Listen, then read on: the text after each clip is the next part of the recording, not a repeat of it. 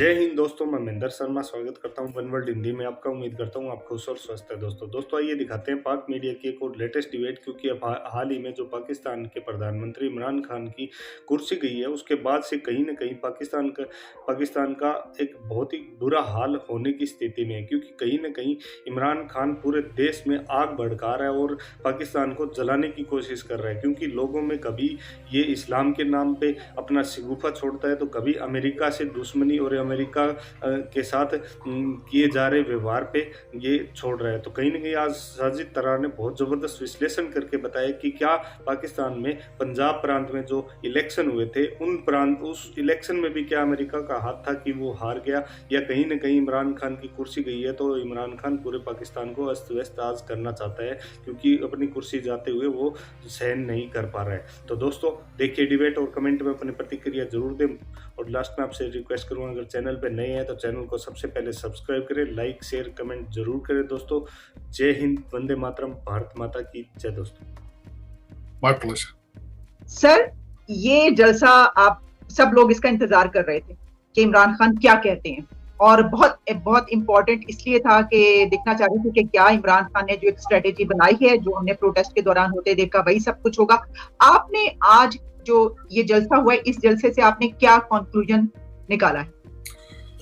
इसमें आलिया, जो मैं समझता हूं कि खान साहब ने इसमें जो मुझे नजर आया, गुस्सा, अना, धमकियां, तशद्दुद के वादे, तोड़ फोड़ के वादे, इसमें मुझे, अगर वो एक मैच्योर सीजन पॉलिटिशियन होते तो आज कुछ एडमिट करते अपनी गलतियों को।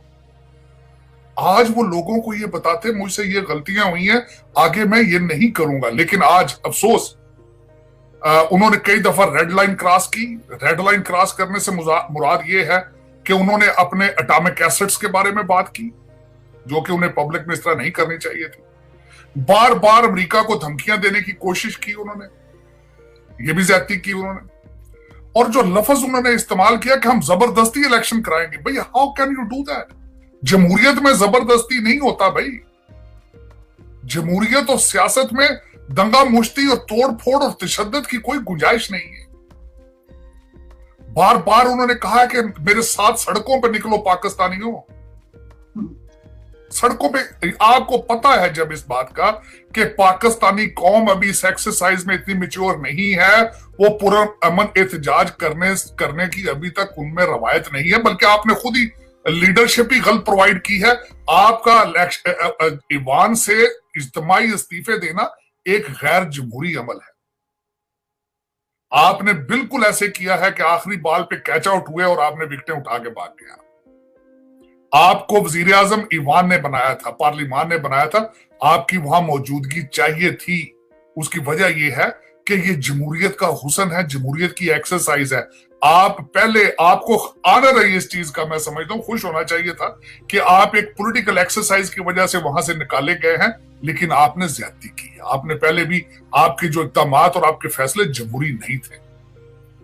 आज खान साहब ने फिर बार बार कहा कि बच्चे नहीं भूलेंगे। भाई बच्चे, किन बच्चों की बात करो? आपके बच्चे तो लंदन में है। पाकिस्तानी बच्चों की बात कर रहे हैं, अपने बच्चों को, कि जी हमने अगर ये ना किया तो बच्चे हमें नहीं भूल पाएंगे। आपके बच्चे तो ब्रिटिश हैं। आप पाकिस्तान में, मैं हमेशा ये कहता हूं, ये खुद और इंपॉर्टेंट गवर्नमेंट के नारे लगवाते रहे हैं, ला इलाहा इल्लल्लाह के नारे लगवाते रहे हैं, पाकिस्तान का मतलब क्या है। और फिर खासकर उन्होंने एक सबसे बड़ी ज्यादती की है, जिस पे मैं खुश नहीं हूं, बल्कि कि उन्होंने फिर मौलाना फजलुर रहमान के घर में जाके उनके बैकयार्ड में डीजल कह के उन्होंने वहां पे नारे लगवाए, ये ज्यादती की। और फिर उन्होंने ये कहा कि आप 30 साल से मजहब को बेच रहे हैं, तो अब आपने बेचना शुरू कर दिया। आप क्या कर रहे हैं? आप सबसे ज्यादा तो मजहब आपने आजकल बेचना शुरू कर दिया। आप तो मौलाना फजलुर रहमान को भी पीछे छोड़ गए। जब आपके जलसे का नाम ही अमर बिल मारूफ था, तो भैया आप क्या कर रहे हैं? आप भी तो मजहब बेच रहे हैं, बल्कि आप तो खतरनाक काम कर रहे हैं। मौलाना फजलुर रहमान ने तो बारेश दाढ़ी रखी, उनके वालिद साहब भी मजहबी थे, उनके तो मदरसे हैं। आपने तो सिर्फ इलेक्शन के लिए और अपने इक़्तिदार के लिए इस्लाम को बेच रहे हैं। ये ज्यादती कर रहे हैं आप भी। तो ये गलती, फिर आलमी साजिश, फिर कहना कि भारत और इजराइल में जश्न मनाया गया। यार आप ना इजराइल के रडार पर हो, ना भारत के रडार पर हो। अमेरिका के रडार पे तो पॉसिबल ही नहीं, 3.5 साल जिन्होंने कहा ही नहीं आपको कि आप किस किस्म की बातें कर रहे हैं कि आप इतने, आपका कद काट इतना बढ़ चुका है कि आप एक आलमी थ्रेट बन चुके हैं।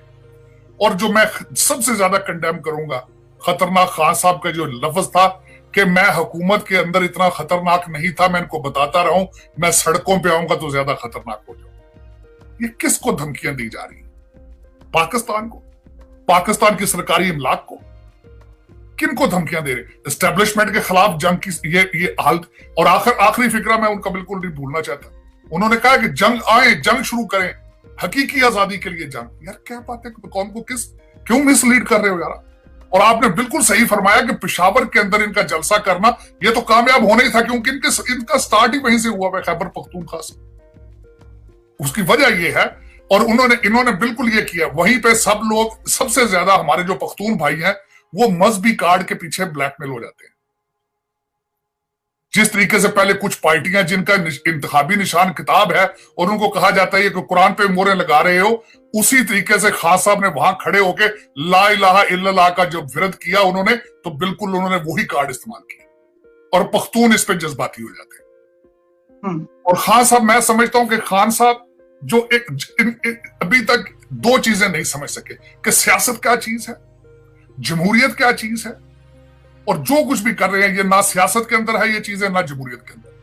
मैकावली को ये समझते हैं, उनको उनकी ये प्रस्तश करते हैं, उनको पढ़ते हैं, उनके उनके उनके चल रहे हैं। लेकिन इनको मैं ये बताना चाहूंगा कि Machiavelli was not a noble person in politics. उसकी कोई रिप्यूट अगर उसको पढ़े, he was not a reputable person.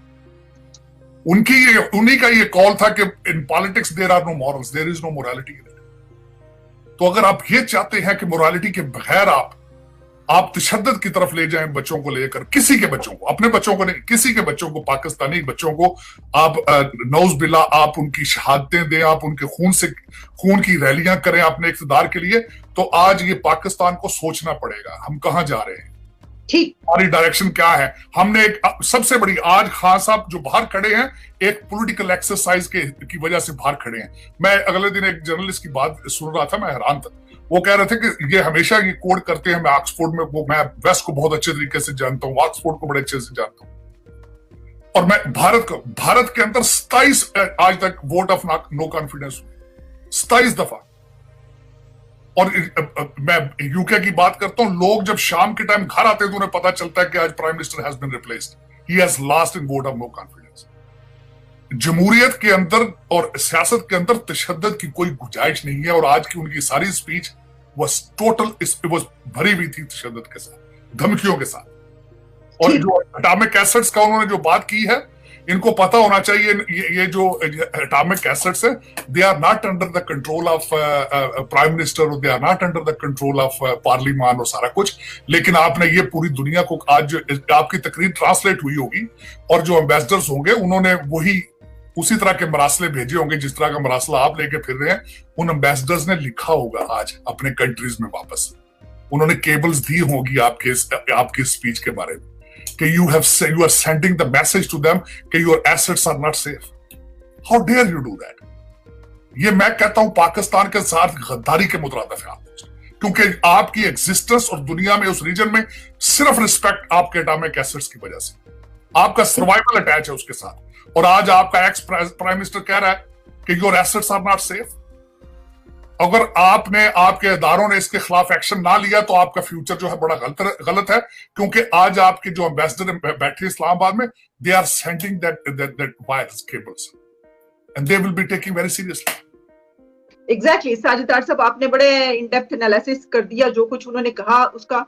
अच्छा, अब इसमें कुछ पॉइंट्स हैं सर। एक तो खैर चले, वो हमारे ऊपर गद्दारी के लगाते हैं इल्जाम, सबको गद्दार कहते हैं, लेकिन हम नहीं कहते कि वो अपने उसमें ये बोल जाते हैं चीजें, तो चलें वो बोल गए। खासतौर पर ये जो जौहरी तवानाई के हवाले से जो उन्होंने बात की, बड़ी गलत बात की।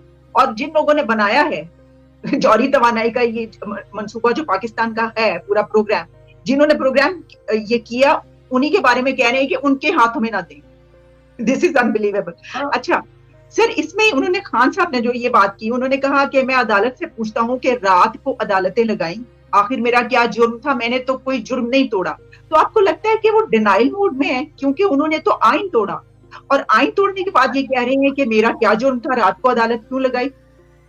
देखिए, ये तो उन्होंने एक नैरेटिव बिल्ड कर रहे हैं, नौजवानों को बार बार जो खिताब करते हैं, उनका ये मैं छोटा जो इसका जिस दिन से ये निकले हैं, बल्कि उससे पहले ये नैरेटिव बिल्ड कर रहे थे पीटीआई वर्कर्स के जेन में कि आपकी फौज आपके खिलाफ है, एस्टेब्लिशमेंट जो है वो भी बिक चुकी है अमेरिका के हाथों में। वो ये एक पिक्चर ड्रा करने की कोशिश कर दे कि जजेस भी बिक चुके हैं अमेरिका के हाथ में।